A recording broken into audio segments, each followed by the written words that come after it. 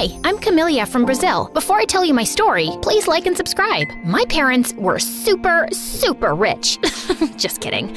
We were living in the poorest neighborhood in town. Mom stayed at home and Dad mowed lawns, and we had little to no money. Maybe I should have subscribed to this channel and tried to win $10,000. Hey, you should try that. Subscribe to MSA today, and you could be the lucky winner of $10,000 in just 7 days. Fingers crossed. But anyways, being poor didn't stop my parents from spoiling my younger brother Pedro rotten. You see, Pedro was a genius. By the time he was 8 months old, he could say his alphabet and count to 100. By the time he was 2, he was doing mathematical equations and solving puzzles. Our baby is a genius. He's going to make us so proud. And what am I? Chopped liver? On my 5th birthday, instead of the princess house with the car and pool I wanted, Mom stitched me a doll from old clothes. We just don't have the money, sweetie. But Pedro received a brand new remote control car. Sweetie, we had to get Pedro something as well. That wasn't even the worst of it. Pedro was allowed to go to school, and I wasn't. My parents said it was because Pedro had a special gift, so they used all the money they had to send him to a private school for gifted children, and they couldn't even afford books for me to go to a public school. Life was so unfair. I felt so invisible. The only time my parents saw me was when they wanted me to do some chore around the house. Over time, I just got used to it. And since I couldn't read books to myself, or I didn't have a phone to watch videos, I started to sew to pass my time. Camelia, what did you do to my curtains? I fell in love with creating new things from old stuff, and I wanted to become a fashion designer. Because of how differently my parents treated Pedro and me, we never grew up close, and he always saw me as his slave, even though I was older than he was. Clip my toenails, clean my shoes. When I was 11, I begged my parents to send me to a sewing school. Mom, Dad, I deserve to be able to follow my dreams too. They don't have the money to send you to some stupid sewing school when they're going to send me to the most prestigious college in the country. I'm sorry, Camilla, but we have to support the child who has greater potential and will make the family proud. With that, Mom and Dad just walked away as Pedro stood there with a stupid smirk on his face. Oh, I wanted to smack him hard. It was then that I decided I'd do whatever it took to get myself into a sewing school. I tried to get a job, but nobody wanted to hire an 11-year-old, not even as a clown for a birthday party. When I was 13, things looked as though they were turning around, and I finally landed a babysitting job. But when my parents found out that I'd been neglecting household chores because of it, they were furious. I was grounded for 2 months, and Dad tore up all my designs that I had stuck on my bedroom walls over the years. I was devastated, but a tiny part of me refused to give up. I had to be smart. This time, when I drew, I hid my drawings under the floorboards of my bed, and when Mom sent me to the supermarket, I'd pass by the wishing fountain and take all the coins. Don't give me that judgmental look.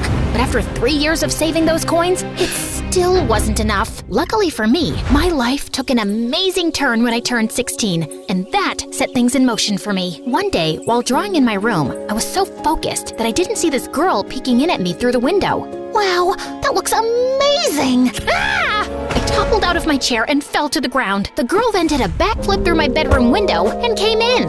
Did the circus come to town? What do you want? Did my parents send you to spy on me? No, silly. I'm the new neighbor, and I didn't even let her finish. I just picked her up, threw her out of the window, and closed the curtains. As much as I wanted a friend, I didn't want anyone to know that I couldn't read or write. What would she think of me? But that didn't stop the crazy backflip girl. Over the next few days, she did everything she could to get my attention, even juggling 3 cats while she balanced a mug of water on her head. What a weirdo. One day, I decided to take a shortcut home because I had seen a lady with the most amazing outfit, and I wanted to get home and sketch it. Just then, I heard a man yell behind me. Watch out! As I turned, I saw a huge crane ball coming my way. I froze in place, but luckily for me, someone pushed me to the ground just in time. Girl, are you crazy? This is a danger zone. Can't you read? Oh God, I was sweating like a bald man in spring.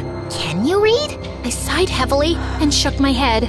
That's okay. I can't draw amazing fashion designs like you can. Let's go and grab some ice cream. My treat. While eating the ice cream, crazy backflip girl, Sophia, told me that she had moved next door with her parents and older brother Harrison. Also, that Harrison was a rotten egg and always got himself into trouble. She also told me that her father lost his job after his boss accused him of stealing money from his office and then blacklisted him so no one else would hire him, while her mother worked as a maid for some rich lady. I told her that my parents hated me and wouldn't even let me go to school while they treated Pedro like he was a prince. What do they think this is? The 16th century? No girl left behind. Woman power! Over the next few months, Sophia taught me how to read and write. She was a great teacher, and I was a quick learner. Sophia's mother even supplied me with her old drapes to practice my designs on. As much as I loved my bestie, there was a downside of being neighbors with Sophia. Harrison and Pedro became best friends, and they'd go out of their way to make mine and Sophia's life a living nightmare. So we stayed out of their way as much as possible. But then one evening, when I was coming home after getting groceries, I saw two guys push some guy to the ground and grab his keys. Hey, stop it! The guys looked around, and I was shook. Pedro? Harrison? Let's get out of here! They hopped into the car and sped off. Was Pedro crazy? That night, I cornered Pedro in his room. What the heck was that stunt you pulled today? What I do is none of your business. You're my younger brother. Of course it's my business. If you tell Mom and Dad anything, I'll tell them that Sophia has been tutoring you. I couldn't afford to lose Sophia's friendship. So, I kept my mouth shut and kept a close eye on Pedro. I found out that he'd been failing his subjects in school, and he was missing classes to hang out with Harrison and his goons. I was so frustrated that I thought my head was going to explode. Maybe you should start a podcast to ease some of your frustration. Talk to strangers about my story? That'll be weird. Sometimes strangers make the best listeners. That night, Sophia helped me set up an anonymous podcast using her phone. I went by the name Raven, and it felt so good to get so many things off my chest. But what felt even better was reading the comments encouraging me to follow my dreams despite my parents' unfair treatment. They even encouraged me to open an online store and set up a GoFundMe to get started. And soon, my clothes were being sold faster than I could make them. Yeah, I set up a secret workshop in Sophia's basement where I worked at night. Over the next 2 years, it was a roller coaster. First, Harrison was arrested for pickpocketing, and his father shipped him off to the Navy. When he left, Pedro got 100 times worse, and he was even kicked out of school. And he continued to hang out with the wrong crowd, and my parents always made excuses for him. But my life was super awesome. I saved up enough money to get into the most prestigious fashion school in the country. The only thing left to do was to send in my application, which required me to create any design of my choice. You've got this, bestie. I'm rooting for you. Over the next 2 months, I worked endlessly to create the most beautiful ball gown known to man. I needed to get into this school. I had something to prove to myself. A few nights before the submission of my dress, while at Sophia's, I saw Pedro enter her parents' bedroom. I snuck up to the door and peeked through the crack. I watched in shock as Pedro was stuffing his pockets with jewelry. Pedro, what on earth are you doing?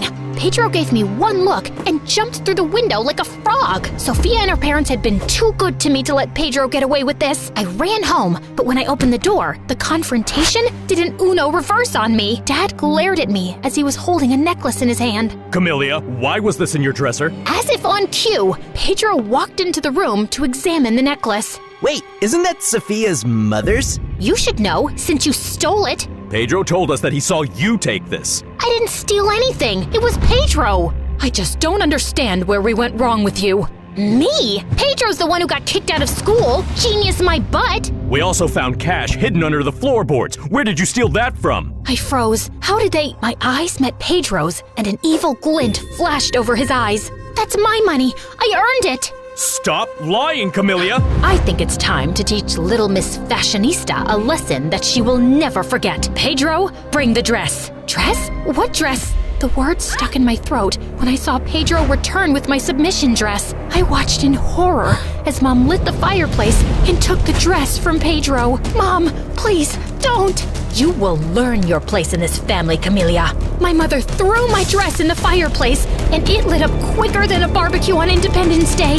I tried to get it out, but Dad and Pedro held me back as I kicked and screamed. After a while, my dress was nothing but ashes. As an avalanche of tears ran down my face, I knew that my time in this family was up. I wanted to attack my parents and Pedro, but I decided to pack my bags and I went to Sophia's. That night, after bawling my eyes out, I did a live podcast and revealed to my listeners what I had just endured under the hands of my parents. This time, I used their real names. Yep, I was done being the nice guy. By the next morning, my parents were chased out of the neighborhood, and the rich lady Sophia's mom worked for pulled some strings, and she got me another submission date. Bestie, this dress is even better than the last one. I have to admit, I really did outdo myself. About 2 weeks later, I received a letter in the mail. Beads of sweat ran down my forehead. With trembling fingers, I opened the letter and my jaw dropped. What does it say? I got accepted into the fashion school! Yes! I felt as though I were on cloud 9. Over the next 4 years while I was away at school, Sophia went to a community college. I worked hard and came out at the top of my class. I earned a junior position in a fashion company.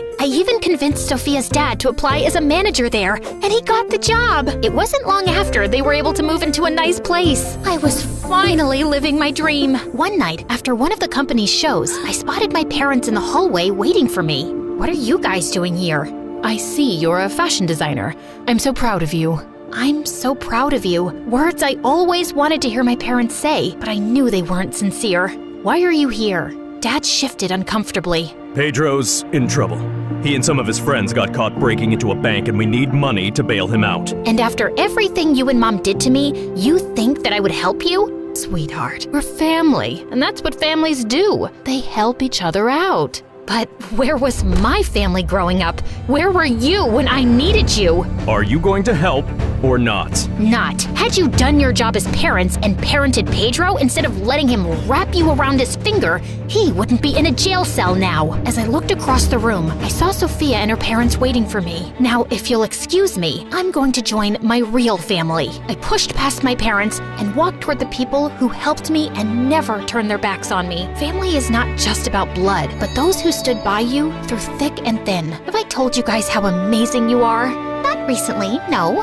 You guys are amazing. So are you, bestie. I love you, and I'm so proud of you. I love you too.